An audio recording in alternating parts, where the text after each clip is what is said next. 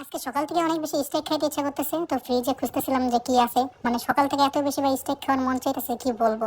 তো ফ্রিজে একটা আস্ত মুরগি খুঁজে পাইছি। ঠিক আছে, স্টেক বানা হইতেছে গরুর পিস দিয়া, কিন্তু আমি কি করবো, গরু তো নাই, এর জন্য মুরগি নিয়ে নিছি। মুরগি দুইটা সলিড পিস নিছি, আস্ত একটা মুরগি ছিল, ওটারে কাইটটা দুইটা সলিড পিস সুন্দর মতো কাইটটা পরিষ্কার করে নিছি।